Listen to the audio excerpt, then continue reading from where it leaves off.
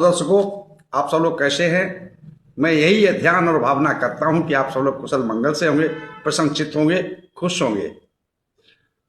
तो जैसा कि मैं हर रोज कहता हूं, फॉलो सब्सक्राइब करो न करो, फॉलो सब्सक्राइब करो न करो, ये तो आपकी मर्जी है, पर ध्यान लगाकर, चित्त लगाकर, मन लगाकर, दिमाग लगाकर, माइंड लगाकर सुनते रहो। बस यही हमारी अर्जी है, बस यही हमारी अर्जी है, बस यही हमारी अर्जी है।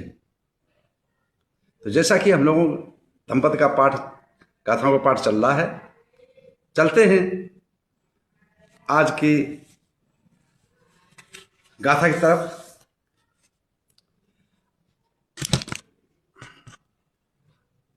आती है धमपद में 152 गाथा। आती है धमपद में 152 गाथा, और जरा बग में 7वीं कहलाती है। अल्प श्रुति की प्रज्ञा नहीं बढ़ती, खा खा के बॉडी बढ़ जाती है, खा खा के बॉडी बढ़ जाती है, खा खा के बॉडी बढ़ जाती है। तो चलते हैं आज धमपद की जो है 152 गाथा है, 152 और जरावग्गी की है 7वीं 7। तो चलते हैं, तथागत सम्यक संबुद्ध ने इस गाथा को, इस उपदेश को किसको लक्ष्य बना करके, कौन से स्थान पर, कौन सी जगह पर, किस उद्देश्य से कहा। तो चलते हैं उस जगह पर। एवं मे सुतंग एकं समयं भगवा सावथियं विहरति जेत मने अनाथ पिंड कश्य आरामे। ऐसा मैंने सुना, एक समय तथागत सम्यक संबुद्ध श्रावस्ती के अनाथ पिंड द्वारा बनाए हुए जेतमनाराम में विहर रहे थे। उस समय की घटना है, उस समय की कहानी है, उस समय की कथा है, उस समय का वाक्य है। तो उस जेतवनाराम में एक भगवान बुद्ध का शिष्य था, जिसका नाम था लालदाई। वो कम बुद्धि था, मंद बुद्धि जिसको बोलते। वो मंद बुद्धि कैसा था कि जहां रोने की जगह हो वहां हंसे। उसकी सोच नहीं थी, याददाश्त अच्छी नहीं थी, उसके कर्मों का परिणाम पिछले जन्मों का रहा होगा। और जहां हंसने की जगह हो वहां रो देता था, और रोने की जगह हो वहां हंस रहा था। उसको अपना इस बात का एहसास ही नहीं होता था कि लोग क्या कहेंगे, समाज क्या कहेगा, प्राणी लोग क्या कहेंगे। कहना कुछ चाहता था और कहता कुछ था, सोचता कुछ था और करता कुछ था। उसका ये दैनिक चर्या बन गई, और उसका इस बात का एहसास भी नहीं, आभास भी नहीं करता था। तो ये चर्चा जो है भिक्षु संघ में चली। जब भिक्षु संघ में किसी की डेथ हो जाए, मौत हो जाए, हैं, पर निर्बद्ध कोई हो जाए, किसी का देहावसान हो जाए, वहां पर जाकर के वो हंसने लगे, तो किसको अच्छा लगेगा,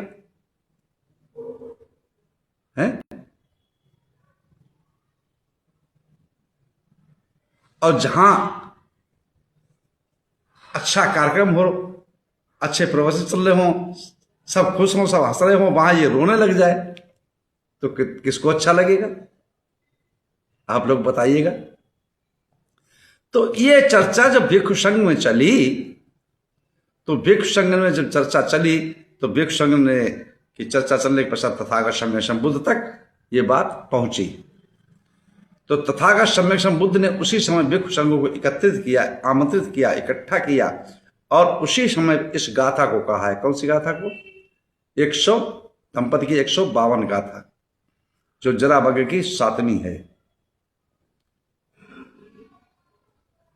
तो कौन सी गाथा है, क्या कहा, तो आपने समझा ही दिया किस उद्देश्य पे, लेकिन फिर भी आप लोग समझ लीजिएगा। गाथा कौन सी है?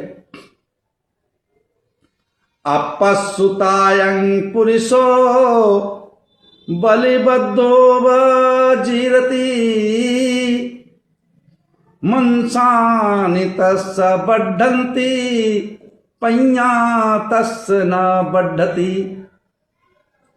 अपसुतायं पुरुषो बलिबद्धो वजीरति मंसानि तस्य बड्ढन्ति पय्या तस्य न बड्ढति। जो अल्पश्रुत होता है वो बैल के समान होता है। किसके समान होता है? बैल के समान। उसके मांस तो बढ़ता है, किंतु उसकी प्रज्ञा, उसका ज्ञान, उसकी जागरूकता कभी नहीं बढ़ती है। जैसे हमने कहा कि अल्पश्रुत की प्रज्ञा नहीं बढ़ती, खा खा के बॉडी बढ़ जाती है ना। आपने देखा होगा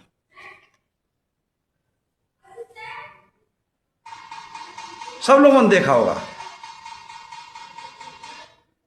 कि जिसकी मंद बुद्धि होती है, जो कम दिमाग का होता है, वो ज्ञान की तरफ ध्यान कभी नहीं देता। सामाजिक कार्यों की तरफ ध्यान कभी नहीं देता। ये लौकिक बात कह रहा हूं, सामाजिक बात। जो भी पुरुष हो, जो प्राणी है, भिक्षुओं की बात नहीं है, ये आम जनमानस की बात है। अब मंद बुद्धि आप समझ लेंगे कि मंद बुद्धि वाला कैसा होता है, पागल समझते हो? पागल नहीं। मंद बुद्धि उसको भी कहते हैं जो अपने मनोविज्ञान से, दिमाग से, माइंड से काम नहीं करता, बुद्धि से काम नहीं करता, विवेक से काम नहीं करता। बहुत से कहते हैं, हम तो सुनते हैं, हम देखते हैं, बहुत भ्रमण किया, 38 साल हुए भ्रमण करते करते। तो क्या सोचता है, अरे भाई हमने तो मजदूरी करनी, खाओ पियो ऐश करो बस, छुट्टी, हमें क्या लेना देना, क्या एक धर्म का एक मर्म है, ऐसे कहते हैं ना। हमें धर्म क्या, कोई किसी धर्म को माने, कोई किसी धर्म को माने, सुनते हैं रोज। अरे भैया हमें तो मजदूरी करनी है। अरे वो अल्प बुद्धि वाले होते हैं, वो कम बुद्धि वाले होते हैं। उसके पास ज्ञान नाम, प्रज्ञा नाम की चीज नहीं हो सकती, आ सकती। उसके पास ज्ञान तभी आ सकता है जब वो, उसके पास विवेक हो, सोचने समझने की क्षमता हो। बुद्धि तो सबके पास होती है, लेकिन विवेक हर व्यक्ति के पास नहीं होता। और हर पशु, देखिए पशु पक्षी हैं, इनके पास भी विवेक नहीं होता। बुद्धि सबके पास होती, मेरा तेरा सब जानते हैं, लेकिन विवेक नहीं होता, सोचने समझने की क्षमता नहीं होती है। जहां खाएंगे वहीं लेटरिंग कर देंगे, जिसमें पिएंगे उसी में हागेंगे, है ना, उसी में लौट जाएंगे। हम देखा होगा पशु पक्षियों, तो उन्हें विवेक नहीं होता, लेकिन ये जानते कि ये हमें खिला रहा, उसके पीछे दौड़ पड़ेंगे। ये बुद्धि है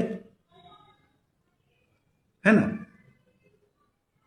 ये मेरा बच्चा है, ये वो जानते हैं, ये उसका बच्चा, उसको दुदकारेंगे। तो ये मंद बुद्धि वाले कहे जाते हैं। बाल बुद्धि मतलब बच्चों जैसी बुद्धि, जैसे ज्ञान नाम की चीज कभी उत्पन्न हो ही नहीं सकती। जो अगर मन में अब सोचता ही नहीं कि मैं क्या कर रहा हूं, अब कैसे कर रहा हूं, क्यों कर रहा हूं, जिसने विवेक से तौल, अपने खरी कसौटी की तराजू में तौल लिया, वही समझ सकता है। तो वो समझ सकता है, तो वो प्रज्ञावान हो सकता है कि अपने अंतःकरण को झांके, अपने शरीर की अनुभूतियों को देखे। वो आप, उसका अपना ज्ञान होगा, तब वो प्रज्ञावान हो सकता है, ज्ञानवान हो सकता है। तो इस उद्देश्य को लेकर तथागत बुद्ध ने इस 151 गाथा दंपति की जो कहा, है उसको कहा था।